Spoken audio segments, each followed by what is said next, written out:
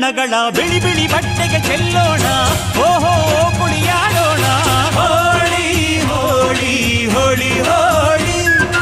ಏಳೇಳು ಬಣ್ಣದ ಬೆಳ್ಳಿ ಹೋಳಿ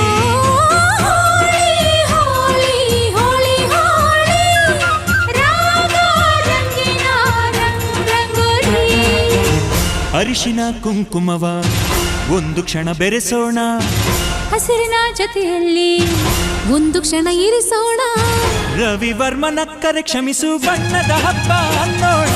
ಓಹೋ ಕುಣಿಯ